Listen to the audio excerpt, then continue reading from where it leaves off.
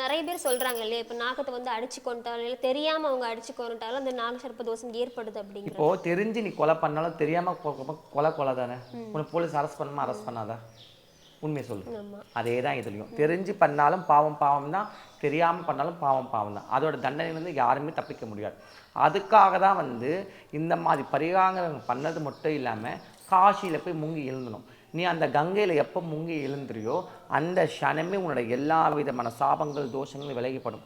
2வது என்னோட குண்டத்துக்கு அதிதேவதை பரதேவதை மகா காஷி காளி. அது மட்டும் இல்லாமல் இந்த கலசம் நான் கட்டும் பொழுதே கங்கா தீர்த்தம் ஊற்றி தான் நான் கட்டுவேன். இந்த தண்ணியை தான் எல்லாரோட தலையிலும் நான் தெளிப்பேன்.